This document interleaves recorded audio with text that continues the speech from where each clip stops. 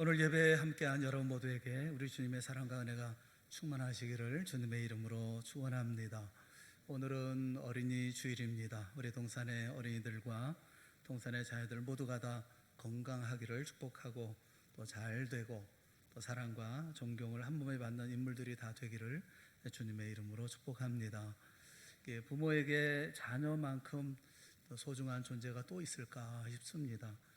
그런데 어떤 부모는 아이를 주신 하나님을 중요하게 생각하고 또 어떤 부모는 하나님 주신 아이를 더 중요하게 생각하기도 합니다. 문제는 그 부모가 어떤 우선순위를 가지느냐 하는 것에 따라서 자녀의 삶이 달라진다라는 것이죠. 선택이라고 하는 것은 우리 평생에 늘 하는 일이기도 하지만 또 한편 익숙해지지 않는 또 힘든 그런 과정이기도 합니다. 선택의 기준을 보통 세 가지로 보통 얘기를 해요. 첫째는 진리를 생각하면서 선택한다라는 것이고, 두 번째는 가치입니다. 어떤 가치를 가지고 있느냐 하는 것을 생각하면서 또 선택을 한다는 것이죠. 세 번째는 선호도입니다. 뭘 좋아하느냐, 무엇을 내가 원하느냐 하는 것을 가지고 선택의 기준을 삼는다는 거예요. 여러분 어떤 기준을 가지고 선택을 하십니까? 무엇을 어떤 것을 선택하느냐, 이것이 우리의 삶을 결정하고 우리 인생을 결정하고 우리 가정을 결정하고 중요한 것은 우리 자녀들의 인생도 결정한다는 것이죠. 저는 오늘 몇 분의 선택을 함께 생각해 보려고 합니다. 함께 말씀을 생각하면서 여러분은 나라면 이런 선택을 했을 텐데 어떤 선택을 할까 스스로 생각하는 시간이 되어질 수 있기를 바랍니다. 몇 부분에 대한 선택에 대해서 말씀을 좀 드리려고 그래요. 오늘 우리가 읽었던 본문은 하나님이 예후를 세워서 그래서 아합과 이세벨의 죄를 징계하시는 그런 내용입니다. 이런 말씀이 나오기 전에 아합과 이세벨이 죄를 지은 것에 대해서 징계하시는데, 그럼 어떤 죄를 지었느냐 하는 것을 말씀하고 있는 것이 열왕기상 21장입니다. 그래서 우리가 말씀을 주로 봐야 될 부분은 열왕기상 21장에 있는 말씀이에요. 첫째 우리가 생각해 보려고 하는 것은 나봇이 어떤 선택을 했느냐라는 것을 생각해 보려는 것입니다. 열왕기상 21장에는 그 북왕조 이스라엘 아합 시대에 이스라엘 사람 나봇 이렇게 말씀하고 있어요. 이스라엘이라는 나라가 있고 그 나라 안에 이스라엘이라고 하는 지역이 있는데 그 지역에 살고 있는 아합 시대의 나봇이라는 사람에 대한 이야기입니다. 그런 유명한 사람도 아니고 또 대단한 일을 이루었던 사람도 아니었습니다. 엄청난 역사의 주인공이다 이렇게 말할 수 없는 그런 사람이죠. 나봇은 단지 포도원을 가꾸는 그런 농사꾼일 뿐이었습니다. 조상 때부터 내려오는 그 포도원을 가지고 있었고 또 그 포도원을 일구던 사람인데, 그 포도원이 공교롭게도 아합의 별궁이 자리 잡은 그곳에 가까이 있었다는 것이죠. 어느 날 아합은 나봇에게 그 포도원을 자기에게 양도해 줄 것을 요청을 합니다. 자신의 채소밭을 만들었으면 좋겠다, 그것에 채소밭을 두면 좋겠다 해서 그 포도원을 내게 주어서 내가 채소밭을 만들게 해달라, 강제적으로 빼앗는 게 아니라 대신에 원하면 그보다 훨씬 더 아름다운 그 포도원을 내가 줄 것이고 돈을 요구하면 값을 충분히 계산해 주겠다 이렇게 청을 하는 것이죠. 그런데 나봇은 왕의 요구를 한마디로 단호하게 거절합니다. 왜냐하면 열왕기상 21장 3절에 그 이유를 설명하고 있어요. 뭐라고 얘기를 하느냐 하면 내 조상의 유산을 왕에게 주기를 여호와께서 금하실지로다 하면서 거절을 합니다. 내 조상의 유산, 이건 내 조상의 유산이다. 그리고 또 한 가지는 하나님이 금하시는 거다. 이 토지를 파는 것은 하나님이 금하는 거다. 이렇게 이유를 설명합니다. 레위기 25장 23절 말씀에 보면 토지를 영구히 팔지 말 것은 토지는 다 내 것임이니라 라고 하나님이 말씀하셔요. 이스라엘 백성들이 가나안 땅에 들어올 때 그들은 가나안 땅을 점령해서 내 땅으로 만든 게 아닙니다. 그 가나안 땅을 점령할 때 하나님의 도우심, 하나님의 인도하심 속에서 가나안 땅에 들어왔고, 땅을 나눌 때도 다 제비뽑기 했거든요. 또 가족들마다 전부 다 땅을 이렇게 다 나눌 때도 전부 제비뽑기해서 다 나눴어요. 그 얘기는 하나님이 주신 땅이라는 거죠. 그러니까 이 땅, 이 가나안 땅은 하나님의 땅이고 자신들은 이 땅을 기업으로 경영하는 경영자, 그 경영자라는 거예요. 그래서 이 토지는 하나님의 것이기 때문에 팔 수 있는 게 아닙니다. 혹 파는 일도 있어요. 팔게 되어지는 경우도 있고 어떤 때는 빚에 빼앗기는 경우도 있지만 중요한 것은 신령이 되면 반드시 돌려줘야 합니다. 왜냐하면 이 가정의 유산이기 때문에, 이 가정의 기업이기 때문에 그런 것이죠. 민수기 36장 7절 말씀에 보면 이스라엘 자손이 다 각기 조상 지파의 기업을 지킬 것이니라. 자기 조상의 지파의 그 기업 지켜야 된다라는 말씀이. 그래서 포도원을 팔 수가 없겠습니다. 이 포도원은 뭐 바꿔주고 뭐 더 좋은 포도원을 준다 하더라도, 돈을 엄청나게 준다 하더라도 이 포도원은 팔 수는 없는 것입니다. 이렇게 거절했다는 것이죠. 결국 그래서 아합의 그 왕후였던 이세벨의 계략으로 말미암아 나봇은 그 포도원 때문에 억울하게 돌에 맞아 죽임을 당하고 말았습니다. 포도원을 지키다가 죽은 나봇, 팔라는데 팔지 않다가 죽었던 나봇에 대한, 그것이 바로 열왕기상 21장의 말씀이에요. 그런데 우리가 이 말씀을 보면서 나봇이 꼭 그렇게 해야만 했을까, 그렇게 해야만 했을까 하는 그 의문이 있습니다. 왜냐하면 당시 시대가 그런 시대가 아니거든요. 모두가 하나님의 말씀을 지키는 시대가 아니었기 때문에. 더더군다나 이 요청한 사람이 이웃 사람이거나 뭐 또 지주거나 뭐 이렇게 유지거나 하면 모르지만 왕이잖아요. 그 왕이 지배하는 그런 시대에 왕의 요청을 이렇게 단호하게 거절한다고 하는 것은 정말 힘들지 않을까 싶은데 어떻게 거절했을까 하는 거예요. 4절을 보면 나봇에게 거절을 당한 아합이 궁으로 돌아옵니다. 그때의 모습을 성경은 뭐라고 설명하느냐 하면 근심하고 답답하여 왕궁으로 돌아와 침상에 누워 얼굴을 돌리고 식사를 아니하니, 그렇게 말씀하고 있어요. 근심이라고 하는 쌀이라고 하는 이 단어는 마음이 무겁다는 건, 무거운 마음으로 돌아왔다는 거예요. 그리고 여기 얘기하는 답답하다는 짜에프라는 말은 불쾌하다는 겁니다. 그러니까 지금 짜증이 나는 거죠. 아주 뭐 마음이 안 좋은 거예요. 그러니까 잔뜩 화가 나서 이제 돌아온 거예요. 돌아와서 이불 피고 그냥 이불 속에 들어가서 이불 뒤집어 쓰고 얼굴 돌리고 밥도 안 먹고, 이거 뭐 애도 아니고 뭐 어른이 그래 좀 그렇잖아요. 근데 이게 너무 자존심이 상하는 거죠. 자존심이 상했다, 그런 표현이거든요. 그리고 또 아내 이세벨이 묻습니다. 도대체 왜 그러냐, 당신은 왜 이렇게 화가 났냐 그랬더니 그 설명을 합니다. 그게 6절인데 뭐라고 설명하느냐 하면, 내가 이스라엘 사람 나봇에게 말하여 이르기를 내 포도원을 내게 주되 돈으로 바꾸거나 만일 내가 좋아하면 내가 그 대신에 포도원을 내게 주리라 한즉, 그가 대답하기를 뭐라고 대답하느냐 하면 내가 내 포도원을 내게 주지 아니하겠노라 하기 때문이로다, 이렇게 설명을 해요. 여러분, 이 아합이 이세벨을, 자기 아내 이세벨에게 한 얘기가 이게 사실입니까, 거짓말입니까?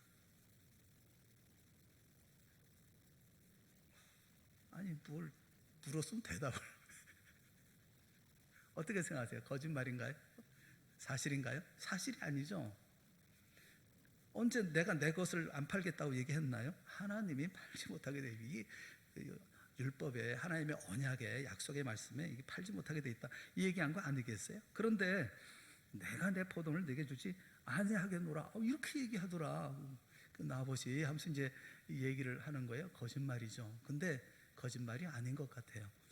그 아합은 그 포도원을 찾기 위해서 그 포도원을 이제 달라라고 얘기했을 때 나봇이 이게 자기가 팔기 싫으니까, 주기 싫으니까, 그러니까 하나님의 언약 율법 이거 운운하면서 그거 안 주는 거 아니야? 이렇게 생각을 하고 있었다는 거죠. 그러니까 이게 아합이 거짓말했다기보다는 아합이 그렇게 이해를 하고 있었다라고 볼 수가 있는 말 아니겠어요?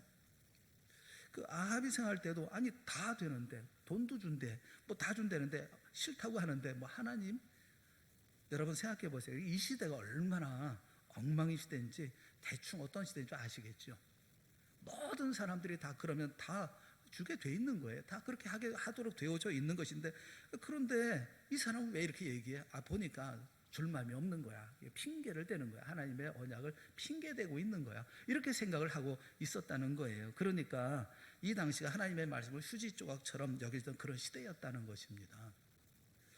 또 하나 이 시대를 증거하고 있는 것이 또 하나 있는데, 그것이 뭐냐면 이세벨이 이스라엘의 장로와 귀족들에게 편지를 보냅니다. 편지에 어떤 내용이 담겨 있느냐면, 금식을 선포하고 나봇을 백성 가운데 높이 앉힌 후에 불량자 두 사람을 증인으로 세워서 하나님과 왕을 이 나봇이 저주했다 시키고 나봇을 끌고 나가서 그래서 돌로 쳐 죽여라, 이렇게 이 편지 안에 써서 보냅니다.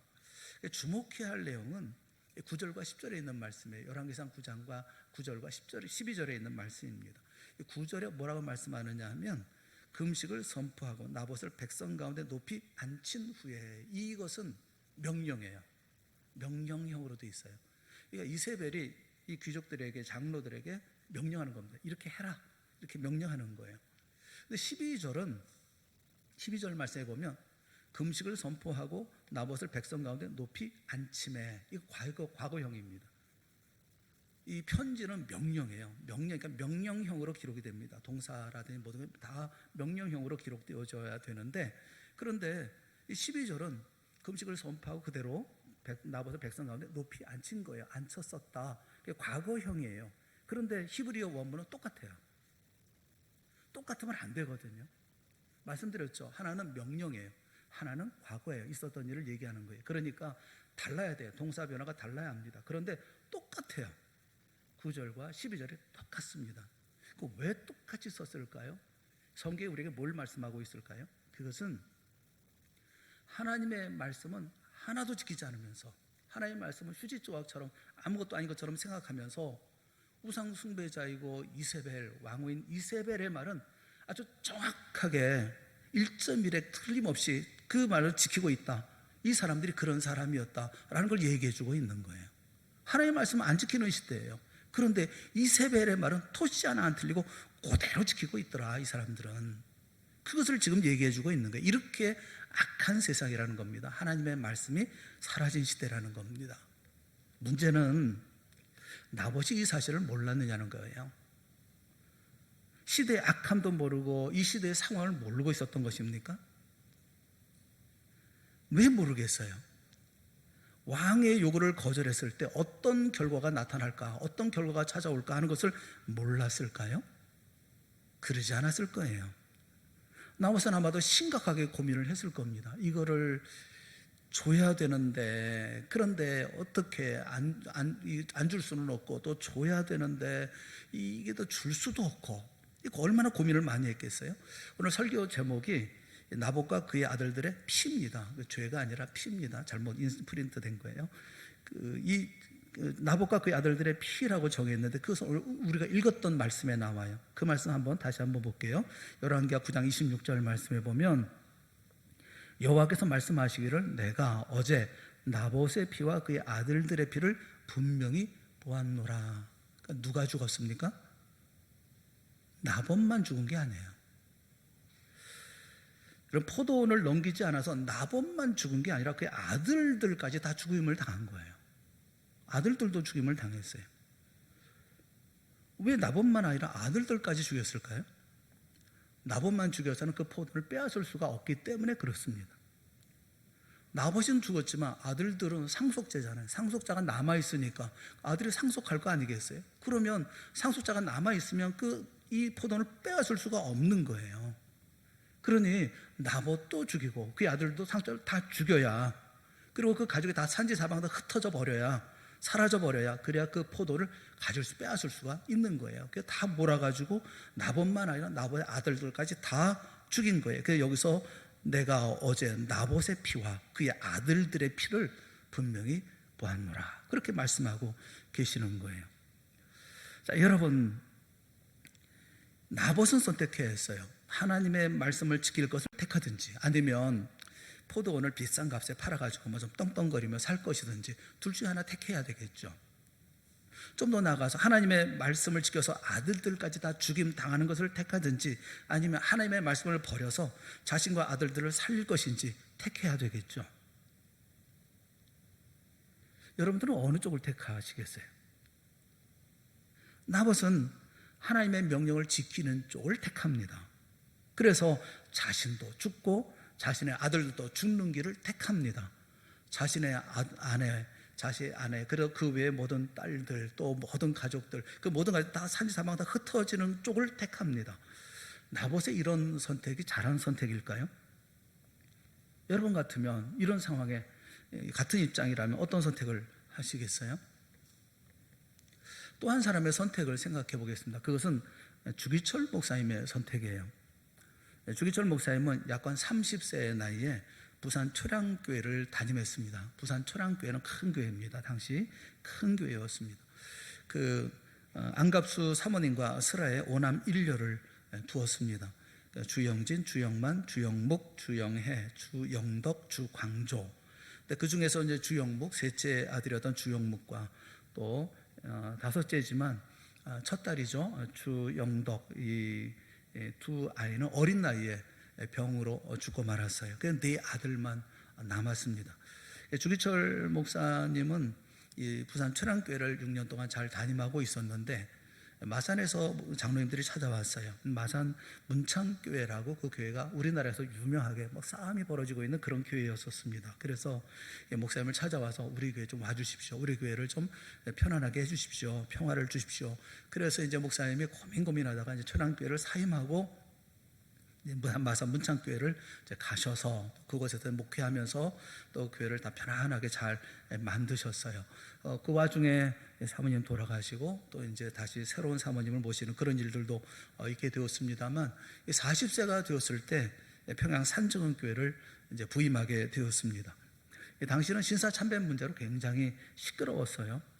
문창교회를 담임하고 계실 때 산정교회 장로였던 조만식 장로님께서 찾아오셨습니다. 그리고 간곡히 또 요청을 하셨어요. 평양 산정교회에 와서 목회를 해주십시오. 그래서 이제 마산 문창교회가 다 편안해졌으니까, 그래서 이제 그 산정교회로 이제 부임하게 되어졌던 것입니다. 그 평양 산정교회에는 조만식, 김동원, 오윤선, 박정식, 김봉선, 유계준 이렇게 사회 지도층 인사들이 다 장로님으로 계셨던 그런 교회였어요.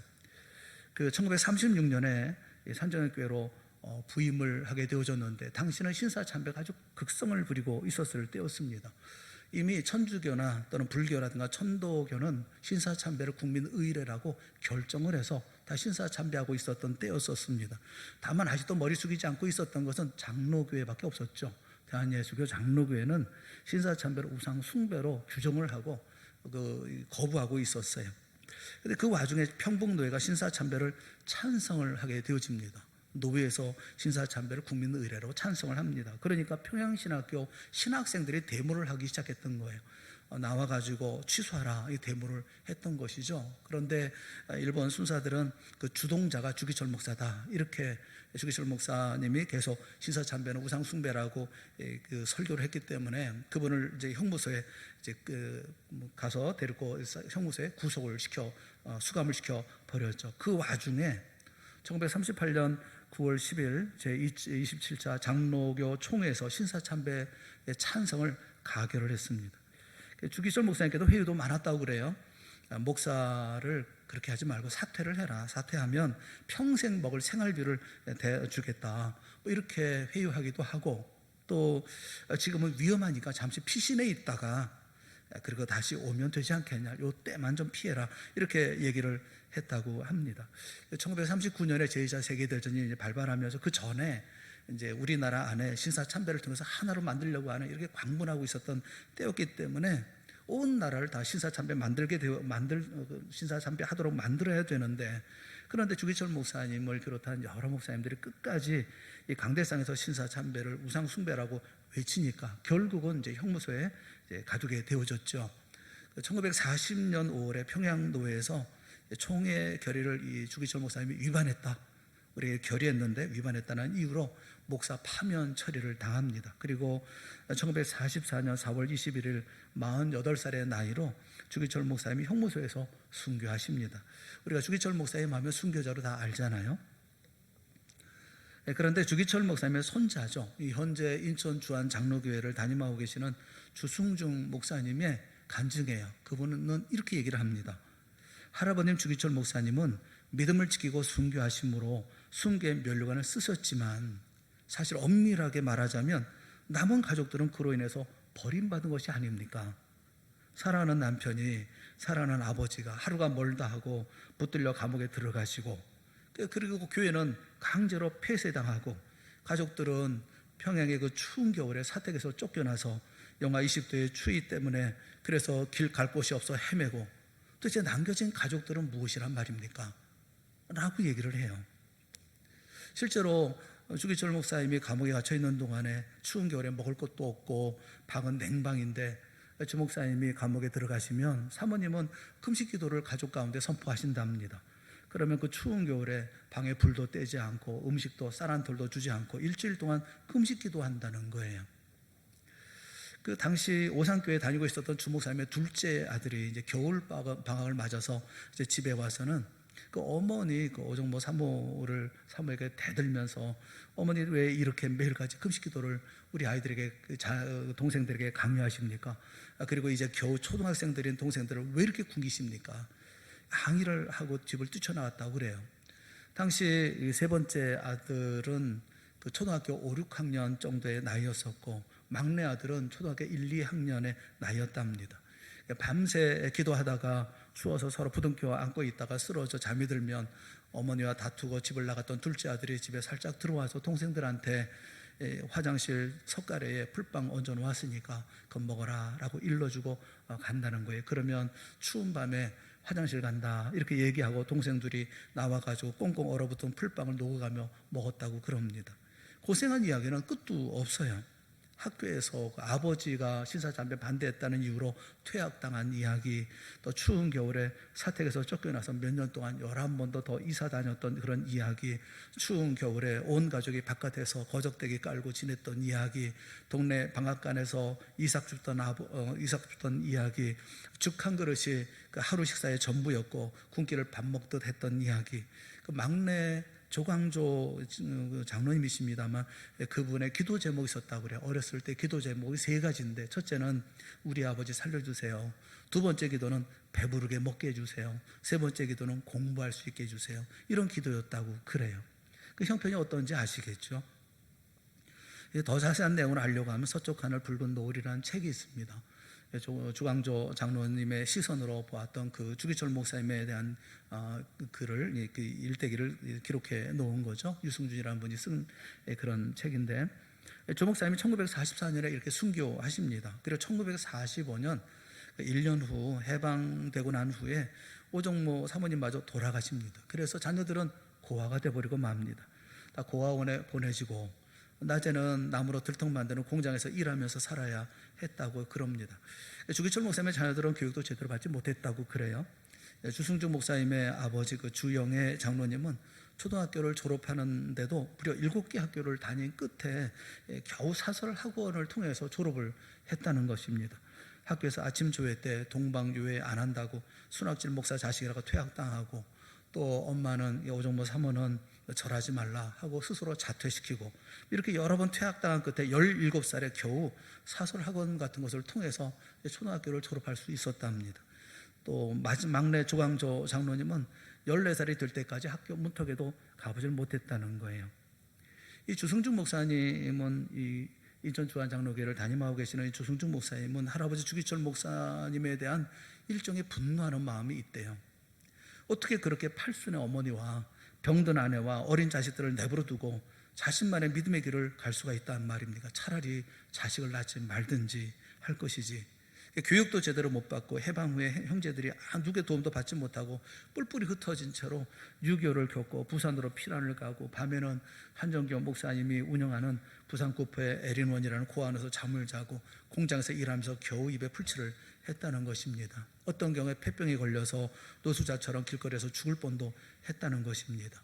팔순 노모의 어머니, 병든 아내, 그리고 어린 자식들을 두고 주기철 목사님의 자녀들 입장에서 아버지가 순교를 선택한 거, 그 잘한 것이냐고요. 여러분은 어떻게 생각하십니까? 나봇의 선택, 그리고 주기철 목사님의 선택, 내가 그 입장이라고 하면 여러분 어떤 선택을 하시겠어요? 포도원 넘겨주면, 목사직을 내려놓으면, 그러면 가족도 자식들도 그 고생 안 해도 되는 거 아닙니까? 자, 그러면 이제 그렇게 선택하고 난 다음에 결과가 뭡니까? 결과를 한번 생각해 봅시다. 우리가 결과를 봐야 되겠죠. 우리 자녀들은 어떻게 됐을까? 궁금하지 않습니까? 그러니까 나봇의 경우를 생각해 보면 성경은 나봇의 자손에 대해서는 한가합니다. 말하지 않습니다. 아무 말씀도 하시지 않아요. 그러면 그 자손들이 다 그래서 잘못되고 망한 겁니까? 절대로 그렇지 않습니다. 저는 그렇게 뭐 잘못되거나 했다고 절대로 생각하지 않습니다. 그 왜 그러냐면 아합의 경우를 빗대서 한번 생각해 보자고요. 아합이 나봇을 죽이고 그의 포도원을 빼앗자 하나님은 엘리야를 보내서 무섭게 말씀하십니다. 그게 열왕기상 21장 19절 이하에 있는 말씀인데 엘리야를 보내서 이 아합을 야단을 칩니다. 내가 죽이고 또 빼앗았느냐? 야단하십니다. 그리고 개들이 나봇의 피를 핥은 곳에서 개들이 내 피 곧 내 몸의 피를 핥으리라 이렇게 징계를 하셔요. 또 내가 재앙을 내게 내려 너를 쓸어버리되 내게 속한 남자는 이스라엘 가운데 매인자나 노인자나 다 멸할 것이요 이렇게 야단을 하십니다. 그리고 개들이 이스라엘 성읍 곁에서 이세벨을 먹을지라 아합에게 속한 자로서 성읍에서 죽는 자는 개들이 먹고 들에서 죽은 자는 공중의 새가 먹으리라. 무섭게 말씀을 해요. 우리 주목해야 될 것은 그래서 이렇게 하나님의 징계의 말씀을 듣고 아합이 어떻게 했느냐는 거예요.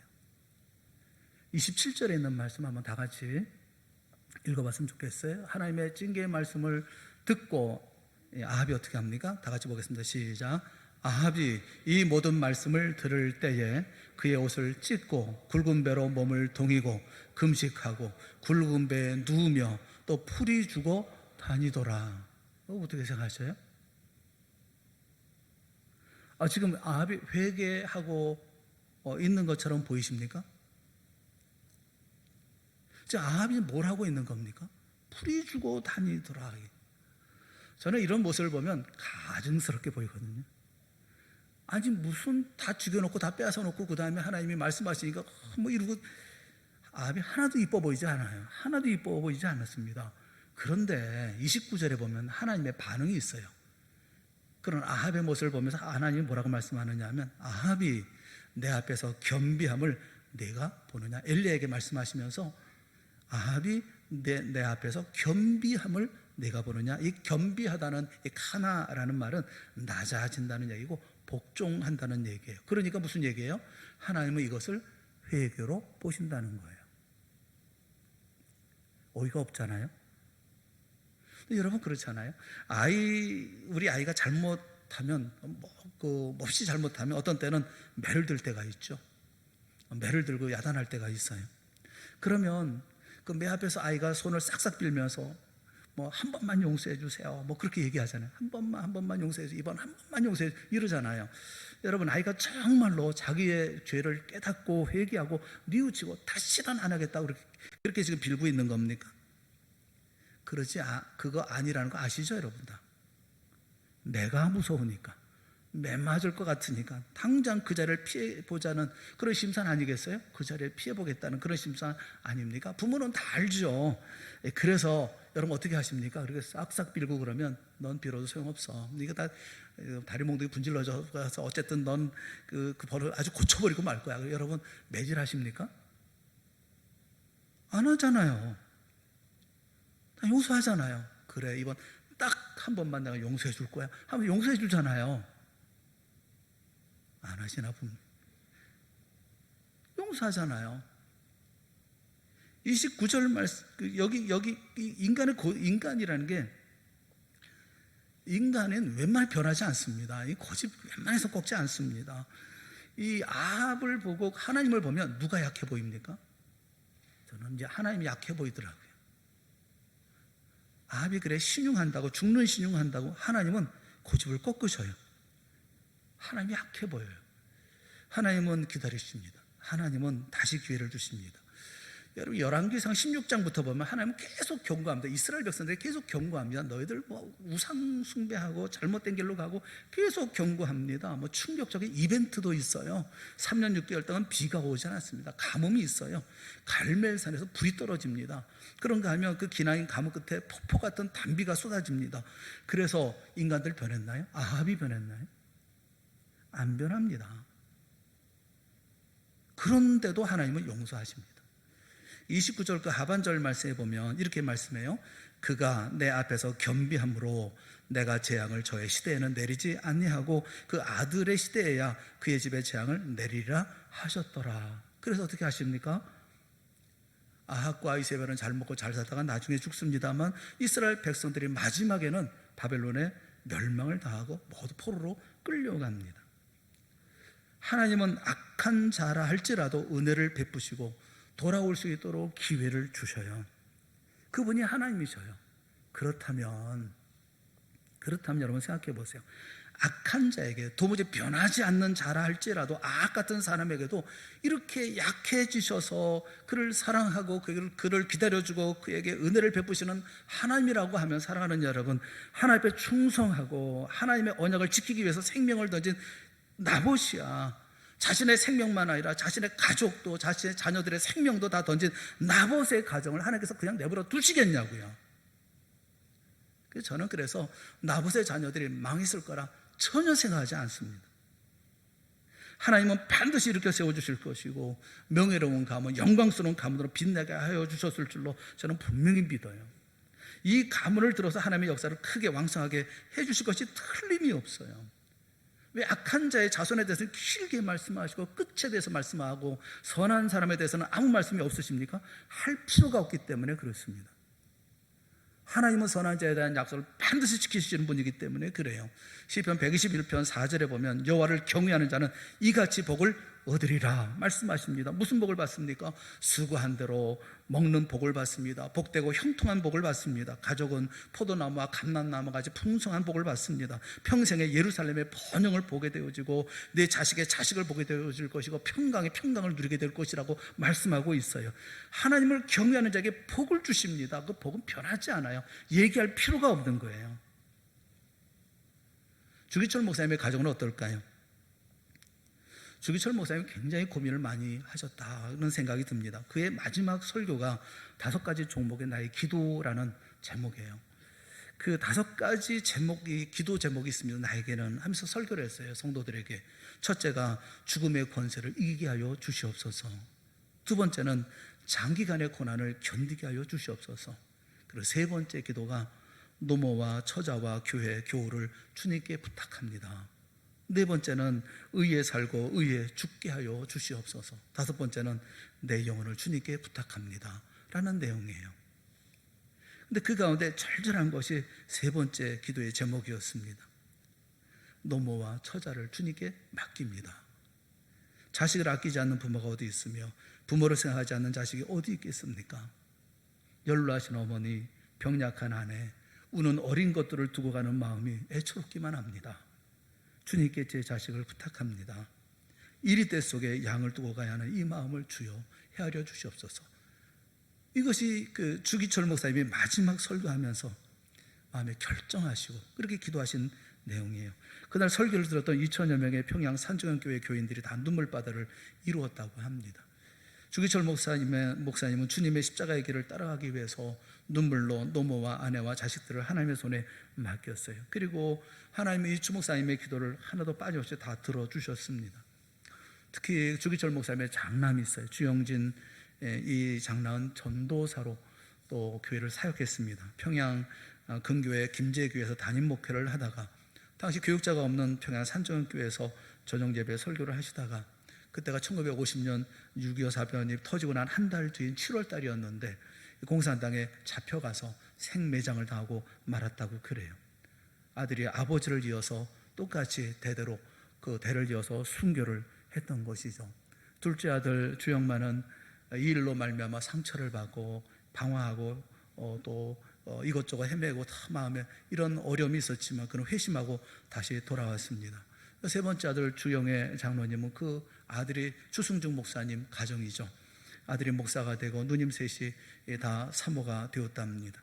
매형 세 분이 다 목회자로 주님을 섬기고 있고 자녀와 조카들도 주의 종의 길을 준비하고 있다고 그래요. 막내 주광조 장로님은 어린 시절 2번이나 자살을 하려고 시도도 해봤지만 그때마다 하나님이 장로님을 지켜주셨고 또 그래서 영락교회 장로로 또 극동방송 고문으로 그는 잘 섬기셨습니다. 그 일화가 있어요. 주광조 장로님이 젊었을 때 결혼할 때 그 아내 구기학 권사는 그런 말을 들었다고 그래요. 어느 분이 와서 그 자기 가족 가운데 한 분이 오셔서 주기철 목사님의 며느리가 되는 거다. 이병철 씨 며느리 부럽지 않은 그런 자리다. 이렇게 얘기를 들었다고 그럽니다. 평양도에는 주기철 목사님을 복직하고 복권했습니다. 그리고 그 가족을 돌보지 못한 죄에 대해서 성명을 내면서 회개했어요. 주기철 목사님의 후손들은 한국교회가 존경하고 대접하고 그들의 길을 열어주고 있습니다. 주기철 목사님의 후손이라고 하면 누구나 다 그들을 존경합니다. 존중합니다. 그들을 대접합니다. 앞으로도 주기철 목사님의 후손들 가운데 더 많은 주님의 사람들이 나올 것입니다. 주승중 목사님이 그런 얘기를 합니다. 생각해보면 정말 하나님의 은혜요, 하나님의 보호하심이 아니었다면 이 모든 일이 이루어질 수 없었을 것입니다 라고 간증을 하십니다. 사랑하는 성도 여러분, 여러분은 여러분의 자녀에게 무엇을 물려주기를 원하십니까? 우리 자녀들이 우리를 생각할 때, 부모를 생각할 때 어떤 부모로 기억하기를 원하십니까? 누구한테 얘기할 때 우리 부모님은 자랑할 만한 부모라고 얘기할 수 있는 그런 자리 가운데서 이런 것을 우리가 유산으로 물려주고 있는 것입니까? 아니면 그저 땅 문서 주고 집 문서 주고 은행 통장 주고 그것으로 충분하다고 생각하고 계십니까? 저는 우리 동산의 모든 성도들이 순교 신앙을 물려줄 수 있기를 주님의 이름으로 축원합니다. 우리가 물려줘야 할 것이 있다고 하면 그것은 신앙의 유산일 거예요.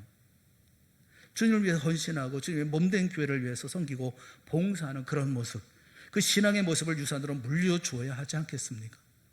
기도의 유산, 충성의 유산, 사랑과 섬김의 유산, 순교의 유산을 물려주는 우리가 되어줘야 되지 않겠습니까? 이제 마지막으로 한 번 더 보겠습니다. 그것은 바로 우리 주님 예수 그리스도예요. 장로와 귀족들은 나봇을 백성 가운데 높이 앉힙니다. 나봇의 이름의 뜻이 높임을 받는다는 거예요. 높임 받는 자라는 뜻입니다. 그런데 나봇을 높은 자리에 앉혀놓는 것이 나봇을 존경하기 위해서, 높여주기 위해서 높인 것입니까? 아닙니다. 죽이기 위해서 높인 거예요. 세상이 예수님을 죽일 때 유대인들이 희롱하는 의미에서 예수님의 십자가에 팻말을 붙입니다. 어떤 팻말을 붙입니까? 유대인의 왕이라는 팻말을 붙입니다. 절묘하지 않나요? 이 나봇과 예수님, 똑같은 그림이 그러지 않습니까? 나봇은 불의한 시대에 거짓과 불의한 자들에 의해서, 거짓 증거에 의해서 죽임을 당합니다. 이 사건 속에 예수 그리스도의 십자가가 예표되어져 있어요. 예수님이 처형당한 죄목이 뭡니까? 신성모독입니다. 나봇이 무슨 죄목으로 이렇게 죽임을 당합니까? 하나님과 왕을 저주하였다. 신성모독이었습니다. 주기철 목사님은 우리 늙으신 어머니 그리고 병든 아내, 자식들을 주님의 손에 맡깁니다 라고 그는 기도합니다. 예수님은 십자가를 지시기 전에 요한복음 17장에 보면 마지막으로 기도하십니다. 그 기도에 주의 백성, 그 모든 그 주의 백성들을 얘기하면서 내가 그들을 위하여 비옵나니, 이 땅에 남는 모든 백성들을 위해서 기도하십니다. 기도하시면서 아버지의 이름으로 그들을 보존하여 주시옵소서라고 기도합니다. 멸망하지 않게 하여 주시옵소서, 악에 빠지지 않게 하여 주시옵소서, 진리로 거룩하게 하여 주시옵소서, 내게 주신 영광을 그들에게도 주시옵소서, 나를 사랑하신 같이 그들도 사랑하게 하여 주시옵소서라고 기도하십니다.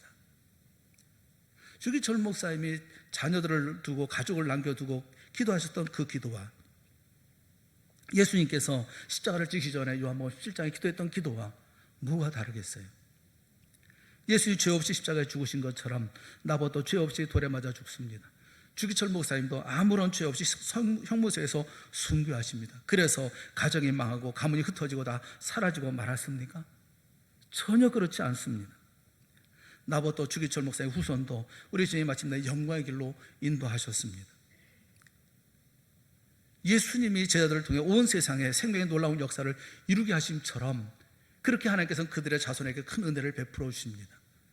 예수님께서 남긴 하나님의 자녀들, 하나님의 백성들, 주의 구원받은 백성들, 생명을 얻은 백성들이 그래서 망했습니까? 오늘날 교회가, 온 세상에 얼마나 많은 교회가, 얼마나 하나님의 자녀들이 이 땅에 얼마나 많은 일을 감당하고 있습니까? 이것은 예수님의 제자들만의 얘기가 아니라 나봇의 후손들의 얘기이고 주기철 목사님의 후손들의 얘기가 아니겠습니까? 예수님 십자가 지실 것에 대해서 말씀하고 계실 때 베드로가 말리죠. 주여 그리 마옵소서라고 항변을 합니다. 그렇게 하지 마세요. 왜 십자가를 지십니까? 십자가를 지시는 길을 하지 마세요. 우리와 같이 있읍시다. 왜 편안한 길인데 왜 길리 가십니까? 그런 베드로를 향해서 주님이 엄히 말씀하셨죠. 뭐라고 말씀하십니까? 사단아 내 뒤로 물러가라. 너는 나를 넘어지게 하는 자로다. 네가 하나님의 일을 생각하지 아니하고 도리어 사람의 일을 생각하는도다. 주님이 무슨 말씀을 하십니까? 누구든지 제 목숨을 구원하고자 하면 잃을 것이요 누구든지 나를 위하여 제 목숨을 잃으면 찾으리라. 예수님처럼 나봇도 주기철 목사님도 가야 할 길을 가셨습니다. 그것이 자녀를 위한 부모가 가야 할 오직 유일한 길이기 때문에 그렇습니다. 믿음을 온전히 지키지 못하면서 자녀를 사랑한다는 말 하지 마십시오. 생명을 걸지도 못하면서 자녀를 위한다는 말 하지 마십시오. 자녀를 중히 여겼던 그런 엘리 제사장이 있었습니다. 그런 엘리 제사장을 향해서 하나님이 말씀하십니다. 네 아들을 나보다 더 중히 여겨. 그래서 그의 두 아들 홈니와 비나스가 어떻게 됐습니까? 결국 이스라엘 역사에서 비참하게 사라져버리고 말지 않았습니까? 그게 자녀를 위한 일입니까? 히브리서 11장 23절 말씀에 보면 믿음으로 모세가 낳았을 때 그 부모가 아름다운 아이임을 보고 석 달 동안 숨겨 이 임금의 명령을 무서워하지 아니하였으며 라고 말씀을 하고 있어요. 임금의 명령을 무서워하지 아니했다. 저 이 말씀이 너무 좋더라고요. 이 포베오라는 말이 무섭다, 놀라다, 도망가다 그런 뜻인데 그러지 않았다는 거예요. 아무리 임금의 명령이 있다 하더라도 무섭지 않은 거예요. 부모는 부모의 일을 행해야 하는 겁니다. 두려워하지 말고 겁먹지 말고 도망가지 말고 피하지 말고 부모의 일을 해야 되는 거예요. 에머슨이라는 분이 그런 얘기를 했어요. 지혜로운 사람은 폭풍이 닥칠 때 위협에서 구해달라고 하지 않고 두려움에서 구해달라고 하나님께 기도한다.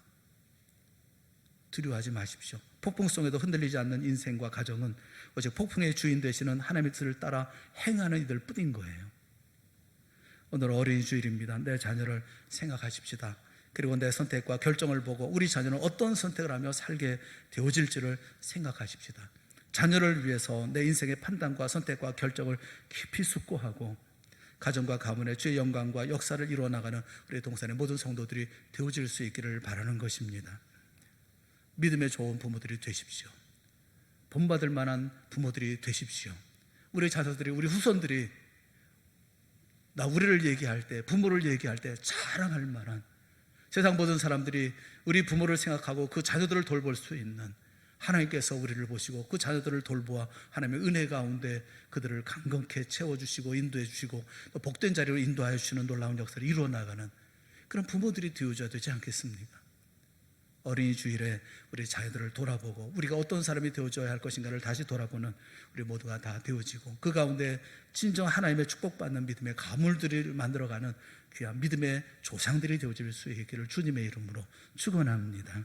함께 기도하겠습니다.